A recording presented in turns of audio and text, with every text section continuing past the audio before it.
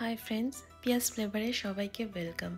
आज आमी छोटो काकड़ा बा चिति काकड़ा रेसिपि निये आपनादेर सामने हाजिर हयेछि। घरे थाका उपकरण दिये खूब अल्प समयेर मध्य एई रान्नाटी तैरी हये जाय। गरम भात दिये खेते दारुण लागे। आर एई समय चिति काकड़ा बाजारे देखते पाওয়া যায়। এই কাঁকড়া খেতে প্রচণ্ড টেস্টি হয়। এই কাঁকড়ার ঝাল খেতে এতটাই সুস্বাদু হয় যে আপনারা একবার ট্রাই করলে দ্বিতীয়বার ট্রাই করতে বাধ্য হবেন। তাহলে চলুন দেরি না করে দেখে নিই এই রান্নাটি করতে কী কী লাগছে।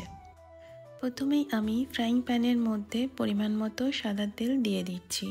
তার মধ্যে গোটা জিরে আর কারি পাতা ফোড়ন দিয়ে দিলাম।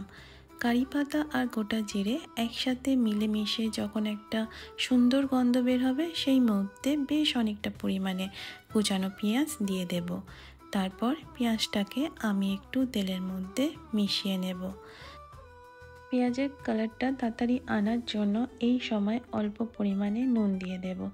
নুন দিয়ে পেঁয়াজটাকে গোল্ডেন ব্রাউন করে ভেজে নেব। তারপরে আদা রসুন বাটা দিয়ে দেব। আদা রসুনকে পেঁয়াজের সাথে একটু ভাজা ভাজা করে নেব।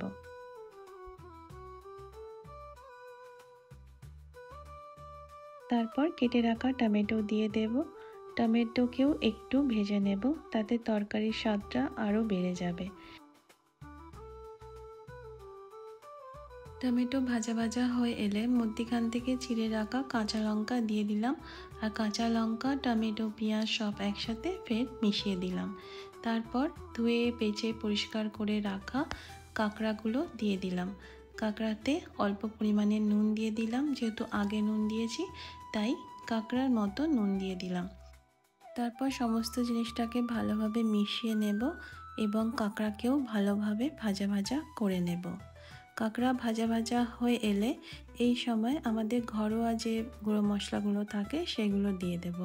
হলুদ গুঁড়ো 1 টিস্পুনের মতো, জিরে গুঁড়ো 1 টিস্পুন, আর ধনে গুঁড়ো 1 টিস্পুন, আর তার সাথে কাশ্মীরি মির্চ কালারের জন্য সেটাও 1 টিস্পুন দিয়ে দেব। তারপর অল্প পরিমাণে জল দিয়ে সমস্ত জিনিসটাকে ভালোভাবে কষিয়ে নেব যাতে মশলার গন্ধটা চলে যায়।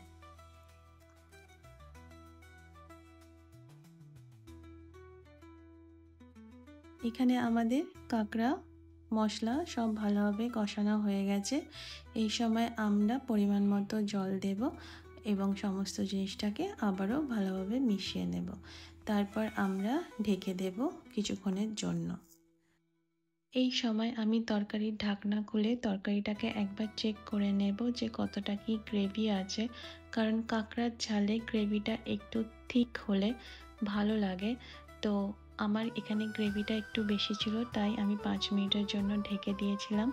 তারপর ঢাকনা খুলে গরম মশলা দিয়ে দিলাম আর কুচানো ধনেপাতা দিয়ে দিলাম। তারপর পুরো জিনিসটাকে কিছুক্ষণের জন্য আবারও ঢেকে দেব যাতে গরম মশলা আর ধনেপাতার ফ্লেভারটা পুরো তরকারির মধ্যে মিশে যায়। তো তৈরি আমাদের চিতি কাঁকড়ার ঝাল, খেতে অসাধারণ হয়।